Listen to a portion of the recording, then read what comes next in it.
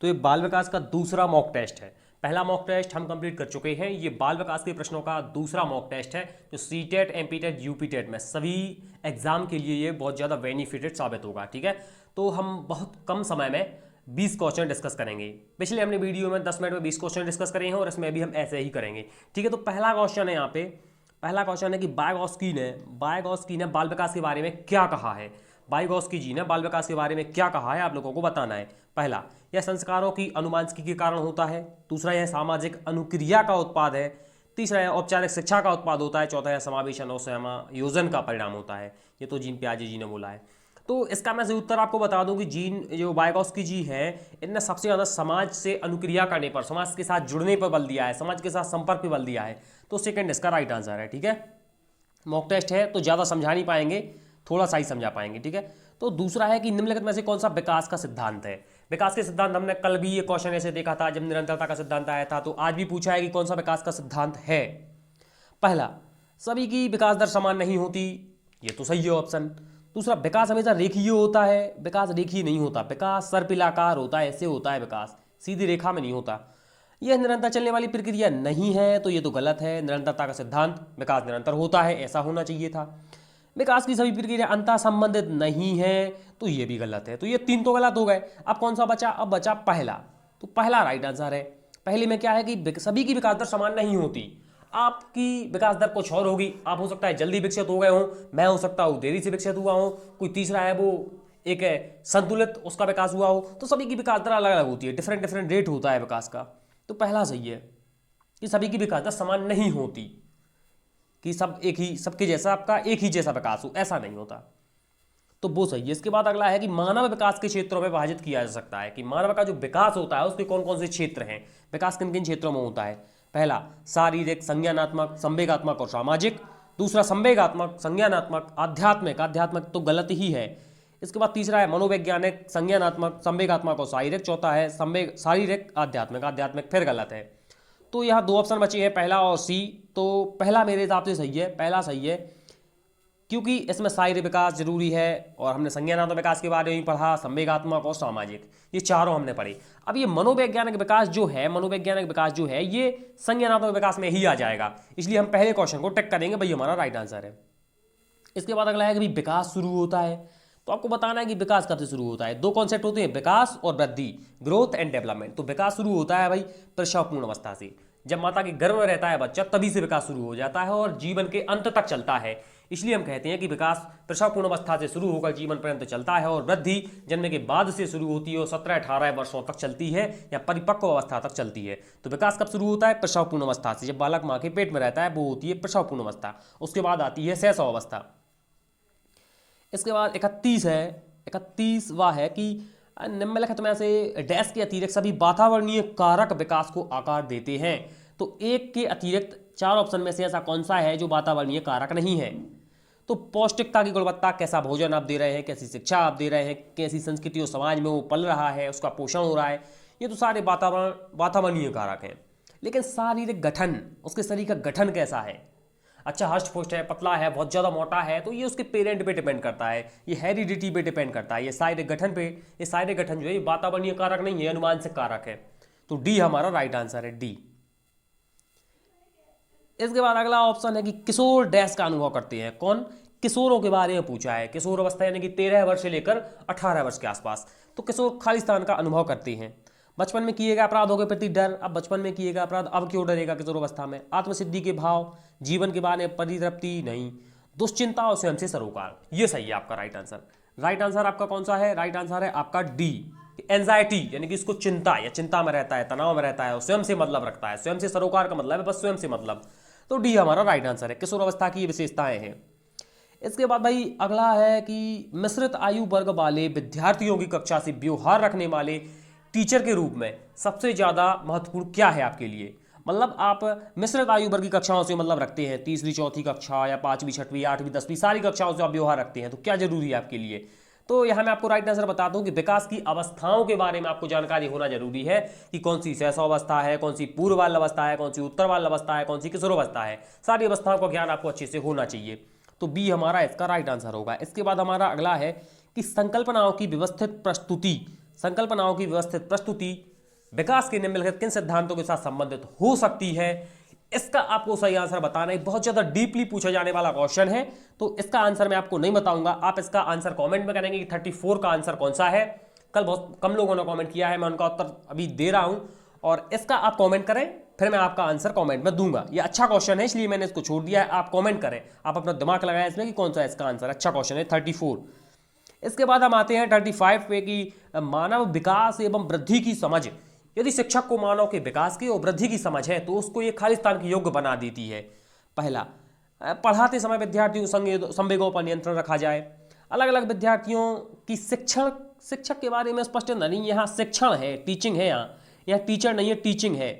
Teaching के बारे में स्पष्टता कि अलग अलग विद्यार्थियों की कैसे टीचिंग करनी है, और यही हमारा राइट आंसर है। ठीक है, कि अलग अलग विद्यार्थी हैं उनको कैसे पढ़ाना है, इसके बारे में स्पष्ट करती है, यदि उसको मानव की वृद्धि और विकास की समझ है शिक्षक को। तो यही हमारा राइट आंसर है। सेकेंड, इसके बाद अगला है कि शैशवावस्था के जो बच्चे होते हैं, जो छोटी होती है, जो शैशवावस्था जो होती है जन्म से 2 वर्ष, इसके में बच्चे जो कार्य करते हैं वो किस पे आधारित होते हैं? पहला मूल प्रवृत्ति पर, दूसरा संरक्षित, तीसरा संज्ञानात्मक और चौथा संवेगात्मक। तो इसका पहला उत्तर आपको पता ही होगा कि मूल प्रवृत्ति पर आधारित होते हैं बच्चे के व्यवहार। मूल प्रवृत्ति क्या होती है? मैकडोगल ने 14 प्रकार की मूल प्रवृत्तियां बताई हैं, संवेग बताए हैं, तो इसको आप अच्छे से पढ़ना, तो आपके वहां से क्लियर हो जाएंगे। पहला इसका राइट आंसर है। इसके बाद वही अगला है क्वेश्चन कि विकास का वही संबंध परिपक्वता से है। विकास का वही संबंध परिपक्वता से है जो उद्दीपन का डैश से है। तो भाई यदि आपका विकास बहुत जल्दी हो गया है, मान लो आपका विकास ज्यादातर तो विकास किशोरावस्था तक में होता है, लेकिन हो सकता है आपका बाल्यावस्था में इच्छा विकास हो गया हो, तो आप परिपक्व हो जाएंगे। आप यदि बाल्यावस्था में मैच्योर हो गए हैं, चीजों को अच्छे से समझने लगे हैं, परिपक्व हो गए हैं, तो हो जाते हैं। कोई जल्दी परिपक्व हो जाता, कोई बहुत देर में परिपक्व होता, कोई बहुत बाद में परिपक्व होता। युवावस्था में लोग परिपक्व होते हैं, मैंने लोगों को बाल्यावस्था में परिपक्व होते हुए देखा है। मैं खुद बाल्यावस्था में परिपक्व हो गया हूँ, ऐसा कहना तो नहीं चाहिए, लेकिन मैं बता रहा आपको ताकि आपको समझ में आए। तो परिपक्व होने का मतलब है मेरा विकास जल्दी हो गया, तो मैं जल्दी परिपक्व हो गया। तो विकास का सीधा, जिसका भी विकास जितना जल्दी हो जाएगा वो उतनी जल्दी मैच्योर हो जाएगा। तो विकास का जैसे संबंध परिपक्वता से है, उद्दीपन का कैसे है? उद्दीपन का प्रतिक्रिया से है। प्रतिक्रिया बी आपका राइट आंसर है। उद्दीपन मतलब आपको कोई उद्दीपन दिया जा रहा है कि यदि आप टॉप करते हैं एग्जाम में तो आपको ना ये चीज दी जाएगी, ये पुरस्कार दिया जाएगा, तो फिर आप रिस्पॉन्स करेंगे, प्रतिक्रिया करेंगे। किसके लिए करेंगे? उद्दीपन के लिए करेंगे। तो जैसे विकास का संबंध परिपक्वता से है, उसी प्रकार उद्दीपन का संबंध प्रतिक्रिया से। बी हमारा राइट आंसर है। इसके बाद हमारा अगला है कि पूर्वाग्रही किशोर या किशोरी अपनी डैश के प्रति कठोर होती है। समस्या के प्रति, जीवन शैली के प्रति, संपत्तियों के प्रति या वास्तविकता के प्रति। तो अपनी लाइफ स्टाइल के प्रति किशोर और किशोरी कठोर होती है। इसके बाद अगला है 39 की निम्नलिखित में से किस एक से शिशु के अधिगम को सहायता मिलती है? शिशु के सीखने को सहायता मिलती है। कैसे सहायता? नहीं मिलती पूछा है, नहीं मिलती। तो भाई स्कूल के बस्ते से कोई सहायता नहीं मिलेगी। अनुकरण करेगा, सहायता मिलेगी। मोटिवेट होगा, सहायता मिलेगी। पुरस्कार दोगे तो सहायता मिलेगी, सीखेगा। लेकिन स्कूल के बस्ते से कोई सहायता नहीं मिलेगी। तो सी हमारा सही उत्तर है। अगला है कि 100 केंद्रित अवस्था होती है। यदि जीन पियाजे को आपने अच्छे से पढ़ा है तो आप इसको उत्तर मालूम होगा कि जन्म से 2 वर्ष बताया है। 100 केंद्रित अवस्था कौन सी बताई है? जन्म से 2 वर्ष बताई है। ठीक है, इसके बाद अगला है कि मानसिक परिपक्वता की ऊंचाइयों को छूने के लिए, ठीक है, कौन सी परिपक्वता? मानसिक परिपक्वता की ऊंचाइयों को छूने के लिए प्रयत्नशील रहना संबंधित है। तो सबसे अच्छा ऑप्शन है किशोर अवस्था। सबसे अच्छा ऑप्शन है किशोर अवस्था। इस अवस्था में बालक मानसिक परिपक्वता की ऊंचाइयों को छूने के लिए प्रयत्नशील रहता है। तो फर्स्ट इसका राइट आंसर है। इसके बाद अगला है कि विकास की किस काल को अत्यधिक दबाव, तनाव और तूफान का काल कहा गया है? स्टैनली हॉल, आपको इसका आंसर पता होगा। तो इसका राइट आंसर है किशोर अवस्था। ना प्रौढ़ अवस्था, ना वृद्धावस्था, ना मध्य अवस्था, किशोर अवस्था इसका राइट आंसर। बड़ा आसान सा प्रश्न था। और अगला है कि भाई कोई लड़का है इरफान, वो खिलौने तोड़ता है और उसके पुर्जों को देखने के लिए उसे अलग अलग कर देता है। आप क्या करेंगे? पहला, इरफान को कभी खिलौने खेलने के लिए नहीं देंगे, सदैव उस पर कड़ी नजर रखेंगे और उसकी जिज्ञासु प्रवृत्ति को, उसमें जो जिज्ञासा की प्रवृत्ति है उसको बढ़ावा देंगे और उसकी ऊर्जा को एक अच्छी दिशा प्रदान करेंगे। ये हमारा राइट आंसर है। ये हमारा राइट आंसर है। ऐसे ही बच्चे आगे जाके इंजीनियर बनते हैं। तो ये हमारा राइट आंसर है सी। और इसके बाद है कि मानव की वह अवस्था जिसे सुनहरी अवस्था कहा जाता है, गोल्डन एज। तो आपको बताना है गोल्डन एज कौन सी है? शैशवावस्था है या बाल्यावस्था है या प्रौढ़ावस्था है या किशोर अवस्था है? तो किशोर अवस्था इसका राइट आंसर है कि मानव विकास की अवस्था, इसे सुनहरी अवस्था या गोल्डन एज कहा जाता है, वो है किशोर अवस्था। इसके बाद अगला है कि निम्नलिखित में से कौन सा विकासात्मक विकार का उदाहरण नहीं है पर अभिघातस्थ तनाव और ADHD, ऑटिज्म या सेरेब्रल पॉलिसी। तो सेरेब्रल पॉलिसी विकासात्मक विकार का उदाहरण नहीं है। इसको आप लिख लें यदि ना पता हो तो, पहला इसका राइट आंसर होगा। अच्छा प्रश्न है ये। इसके बाद कौन सा सिद्धांतकार यह मत स्पष्ट करता है कि बच्चे अपनी वृद्धि और विकास के प्रति कठोर अध्ययन करते हैं? तो इसका राइट आंसर मैं बता दूं, अब्राहम मॉस्लो इसका राइट आंसर है। यदि आपको ना पता हो तो आप ये नोट कर लें, जो क्वेश्चन आपसे ना बने आप वो आप नोट करते जाएं। इसके बाद अगला है कि भाई परिपक्व जो विद्यार्थी मैच्योर हो चुके हैं, ज़्यादा मतलब समझदार हो चुके हैं, प्रकार के मेच्योरिटी को आप ये समझें कि भाई समझदार हो गया कोई बंदा, तो उसको हम मैच्योर कहते हैं, परिपक्व कहते हैं, तो समझदार हो गया। तो परिपक्व विद्यार्थी पहला अपनी बौद्धिकता के साथ सभी प्रकार के द्वंद्वों का शीघ्र समाधान कर लेते हैं। तो ऐसा तो नहीं है कि सारी समस्याएं उनके जीवन में उनका जल्दी से समाधान कर लें। अपने अध्ययन में कभी कभी भावनाओं की सहायता चाहते हैं, भाई ये अच्छा ऑप्शन है। अपने अध्ययन में कभी कभी भावनाओं की सहायता चाहते हैं, फीलिंग्स की सहायता चाहते हैं, क्योंकि वो मैच्योर हो चुके, समझदार हो चुके हैं। तो अगला है कि कठिन परिस्थितियों में अध्ययन विचलित नहीं होती। ये सारे बकवास के ऑप्शन है, मैं इसका सही उत्तर बता दूं। परिपक्व जो विद्यार्थी है, इसका सही उत्तर है कि अपने अध्ययन में वे कभी कभी भावनाओं की सहायता चाहते हैं। ये हमारा राइट आंसर है।